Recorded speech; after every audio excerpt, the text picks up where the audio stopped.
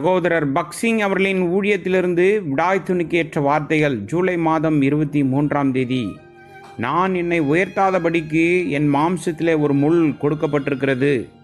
என்னை நான் உயர்த்தாதபடிக்கு அது என்னை குட்டும் சாத்தானுடைய தூதனாயிருக்கிறது. 2 கொரிந்தியர் புஸ்தகம் 12வது அதிகாரம் 7வது வசனம். மனிதனுடைய அறிவுக்கு அப்பாற்பட்ட விதத்தில் ஒவ்வொருவருடைய வாழ்க்கையிலும் சில வேதனையான முள் இருக்கிறது. தேவன் ஏன் இந்த முல்லை நம்முடைய வாழ்வில் அனுமதிக்கிறார் என்று நாம் ஆச்சரியப்படுகின்றோம். நீங்கள் எந்த பிரசங்கத்துக்கும் போகலாம், எந்த கூட்டத்திலும் கலந்து கொள்ளலாம், அல்லது எந்த புத்தகத்தையும் கூட படிக்கலாம். இதே கேள்வியை நீங்கள் எதிர்கொள்ளலாம். ஏன் ஆண்டவர் இந்த முல்லை என் வாழ்க்கையில் அனுமதித்தார்? வேறெந்த முள்ளையும் நான் பொருட்படுத்தவில்லை. ஆனால் இந்த குறிப்பிட்ட முள் என்னால் தாங்க முடியாத மிக வேதனையான முள்ளாய் இருக்கிறது. அந்த நண்பனின் மூலம் ஏன் இந்த முள் எனக்கு வர வேண்டும்? நண்பனே என் வாழ்க்கையில் முள்ளாக மாற வேண்டும் என்று என்னால் நினைத்து கூட பார்க்க முடியவில்லை. இங்குதான் நாம் குழப்பமடைகிறோம். இந்த காரியங்களை நாம் புரிந்து கொள்ள முடியாது. நாம் வேதத்தையும் மற்ற புத்தகங்களையும் படித்தாலும் ஜெபித்தாலும் பதில் கிடைக்காது. பல நண்பர்களிடம் சென்றாலும் பதில் இல்லை. பிறகு அந்த போதகர் நல்லவர் அல்ல. என் கேள்விகளுக்கு அவர் பதில் சொல்லவில்லை. எனக்கு ஒரு வேதனையான முள் இருக்கிறது. அந்த முல்லை தேவன் ஏன் என் வாழ்க்கையில் அனுமதித்தார் என்று நாம் ஆச்சரியப்படுகின்றோம். 3ஆம் வானத்துக்கு சென்றாலும் பதில் கிடைக்காது. முள்ளாக அது இருந்தாலும் உங்கள் சரீரத்தில் தான் இருந்தாக வேண்டும். நம்முடைய வாழ்வில் முட்கள் ஏன் அனுமதிக்கப்படுகின்றன என்பதை அறிய நமக்கு உரிமை இல்லை. தேவனுக்கு மட்டுமே தெரியும். நண்பர்கள், அண்டை வீட்டார், கணவன் அல்லது மனைவி, போதகர், சபை மூப்பர் அல்லது வேறு யாரேனும் மூலமாக இந்த முள் உங்கள் வாழ்க்கையில் இருக்கலாம். ஏதோ ஒன்று உங்களிடம் இருக்கிறது. அதை தாங்குவது மிகவும் வேதனையாக இருக்கிறது என்பதுதான் உண்மை. அந்த முள் உங்கள் நிம்மதியை, சமாதானத்தை பறித்துவிட்டது. தேவனுடைய வார்த்தைக்கான உங்கள் பசியை உங்களிடமிருந்து நீக்கிவிட்டது.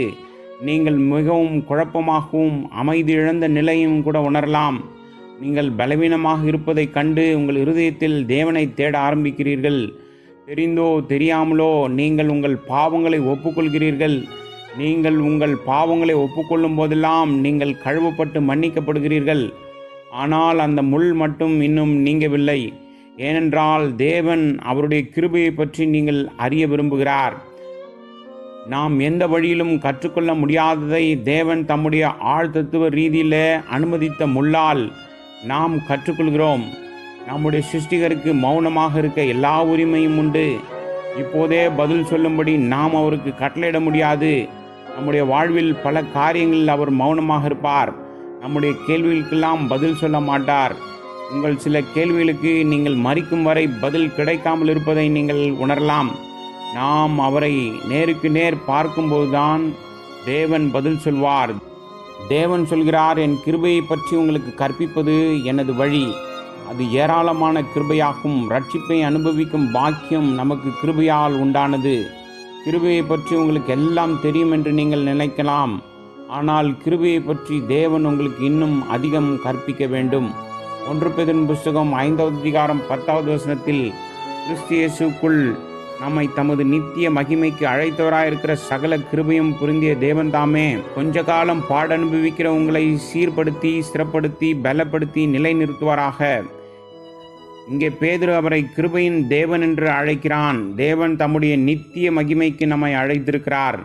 நாம் அவருடைய மகிமையை காணவும், அந்த மகிமையின் பங்காளிகளாகவும், அவருடைய ராஜ்யத்தை அனுபவிக்கவும், அவருடன் வாழவும், அவருடன் ஆட்சி செய்யவும் தேவன் விரும்புகிறார். தேவன் நித்தியம் மற்றும் அவரது நித்திய ராஜ்யம், அவருடைய மகிமை ஆகிய இவைகளை பற்றி நமக்காக சிந்தித்து கொண்டிருக்கிறார். நம்முடைய பாடுகள் கொஞ்ச காலத்திற்கு தான். அது கண்ணீராக தோன்றினாலும் தேவனுடைய பார்வையில் அது சில நொடிகள் மட்டுமே. ஆகவே உங்கள் முல்லை பற்றி நீங்கள் கவலைப்பட வேண்டாம்.